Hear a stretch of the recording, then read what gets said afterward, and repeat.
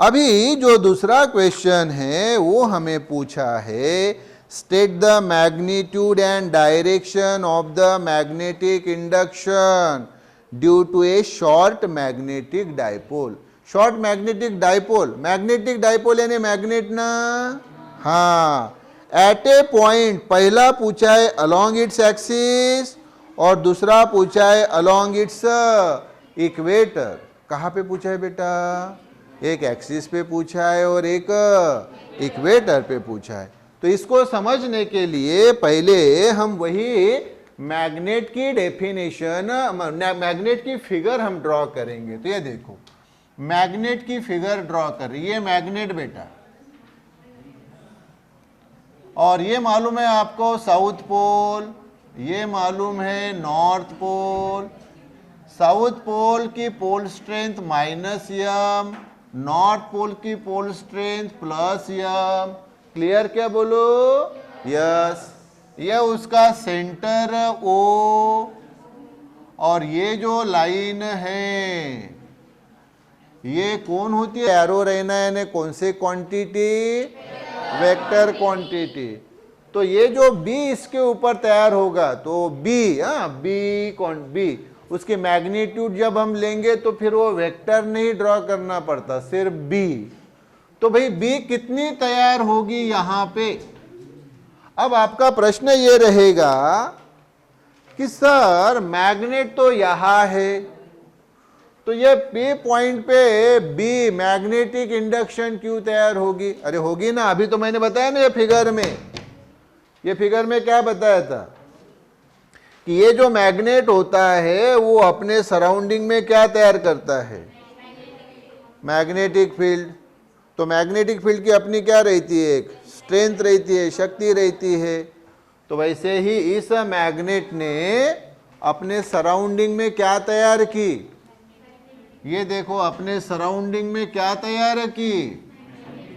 बोलो बोलो। Magnetic field तैयार की है या ना? अरे तो उस मैग्नेटिक फील्ड की स्ट्रेंथ यानी मैग्नेटिक इंडक्शन रहेगी कि नहीं? उस पॉइंट पे P अंदर है ना?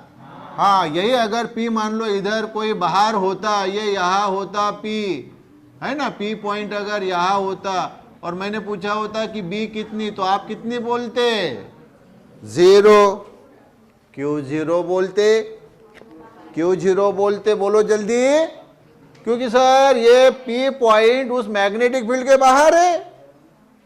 कहाँ है?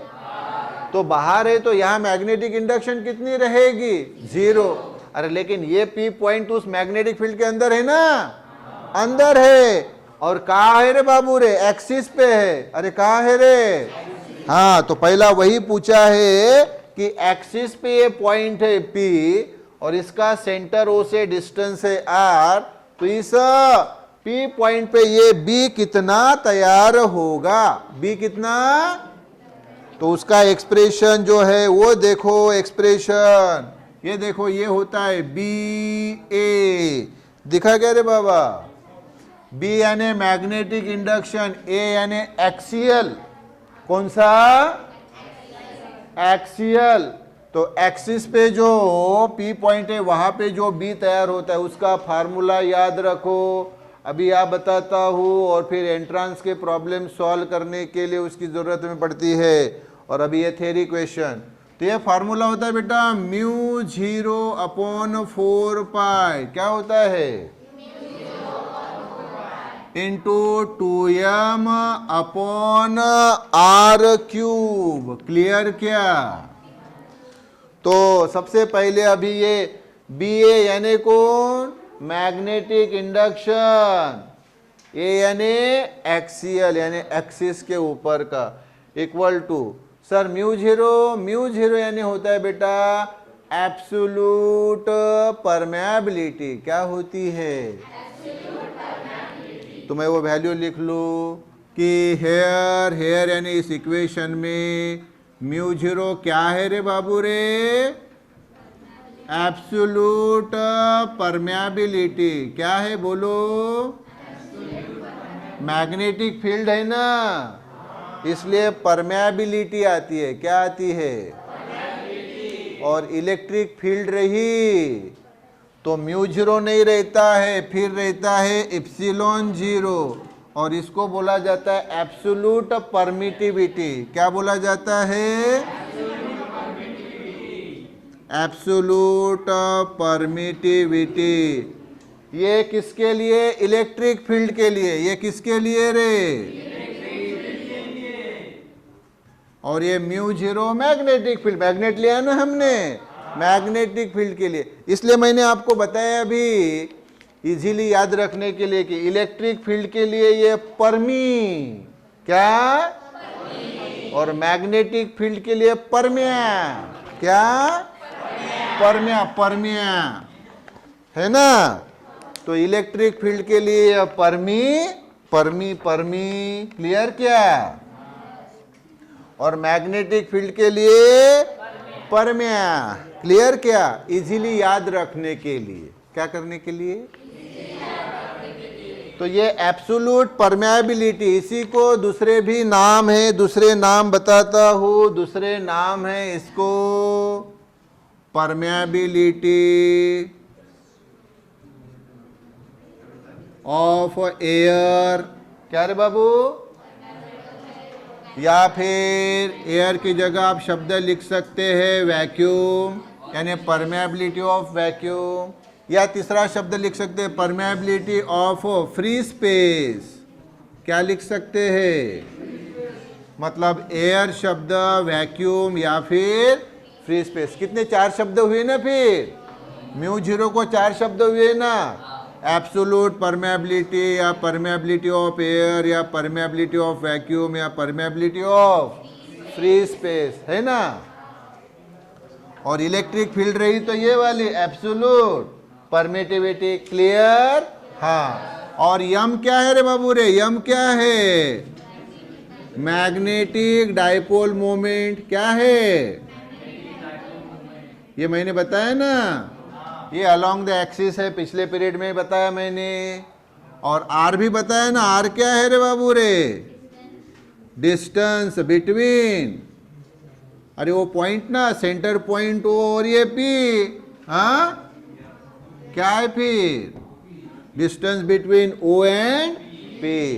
तो अलोंग द एक्सिस कितना रहता है बेटा? इतना। बोलो फार्मूला क्या फिर? बी ए, मतलब along the axis magnetic induction mu zero by 4 pi into 2m upon are cube. Clear? अच्छा, ये जो म्यू जीरो है इसकी मैं वैल्यू बता देता हूँ। ये जो म्यू जीरो है बेटा, इसकी वैल्यू होती है 4 पाई इंटू 10⁻⁻⁷। क्या रहती है बेटा? इसकी फिक्स वैल्यू है। तो आप मुझे सोच के बताएंगे म्यू जीरो बाय 4 पाई कितना रहेगा? यही से बताओ बरा। तो म्यू जीरो और ये 4 पाई इधर लाए तो क्या हो गया रे ये? तो ये म्यू जीरो बाय 4 पाई की वैल्यू कितनी? 10⁻⁻⁷। अभी एक छोटी सी दूसरी बात, ये अलोंग द इक्वेटर, मान लो अभी यही पी पॉइंट मान लो यहाँ पे है, दिखा बेटा यहाँ पे, और वहां पे अगर आपको बी चाहिए, इस पॉइंट पे बी चाहिए, वेक्टर क्वांटिटी, इसलिए उसके सर के ऊपर एरो। तो अभी ये डिस्टेंस बेटा, ये डिस्टेंस दिखा क्या? ये डिस्टेंस मान लो ये डिस्टेंस उतना ही है, जैसे कितना है? आर। कितना है रे बाबू? तो अभी ये कहां पे है रे? इक्वेटर पे। कहां पे है? तो पेज आप पलटाओगे तो वैल्यू आपको मिलेगी। तो ये कितनी होती है बताओ बेटा? बी और ई। बी यानी रे मैग्नेटिक इंडक्शन, ई यानी अलोंग द इक्वेटर। तो ये कितनी होती है मालूम है क्या? ये जो दिख रही है ना, यही रहती है, सिर्फ ये 2 नहीं रहता। क्या नहीं रहता? तो क्या रहेगा फिर? Mu zero upon 4 pi into सिर्फ m upon are cube, m upon. तो फर्क सिर्फ किसका है? 2 का। यहाँ 2 है और यहाँ 2 नहीं है। ये भी डिस्टेंस जैसे आर और ये भी डिस्टेंस आर। तो अलोंग द एक्सिस जो है वो होता है B A equal to mu 0 upon 2 pi mu 0 upon 4 pi into 2m upon are cube, और अलॉन्ग द इक्वेटर क्या होता है mu 0 upon 4 pi into m upon are cube. Clear? यही बात 1 मिनट में मैं वहां से बता देता हूं और वहां हमारा पीरियड ये खत्म करेंगे। देखो फिर आंसर, पहला ये magnetic induction along the axis. Clear? तो the magnitude of magnetic induction ये B A along axial point is ये वाला रे, B A equal to mu 0 upon 4 pi into 2m upon are cube, where ये mu 0 मैंने बताया absolute permeability, यानी ही परमेबिलिटी ऑफ एयर या परमेबिलिटी ऑफ वैक्यूम या permeability of free space, m यानी मैग्नेटिक डाइपोल मोमेंट, आर यानी distance between क्या रे, distance from the centre of the magnet, मतलब ये सेंटर ऑफ द मैग्नेट हो और ये पॉइंट पी, इसके बीच का डिस्टेंस। क्लियर? हाँ, और इसकी डायरेक्शन कहाँ होती है रे, बताओ रे बाबा, ये इधर दिख रही है क्या? तो sentence, the direction of magnetic induction is along the axis from south pole to north pole, ये इधर इधर साउथ से north, that is in the direction of magnetic dipole moment. अरे इधर ही रहती है ना मैग्नेटिक डाइपोल मोमेंट, एम की डायरेक्शन। यस, पेज पलटाओ फिर। और दूसरा ये magnetic induction along its equator दिखा क्या? हाँ, तो वो द मैग्नीट्यूड, मैग्नीट्यूड यानी value, the magnitude of magnetic induction B at equatorial point is, कहाँ रे? इक्वेटोरियल पॉइंट इज ये वाला, B equal to mu 0 by 4 pi into m upon are cube. Clear बेटा? यस, तो यह हमारा ये हम पीरियड कंप्लीट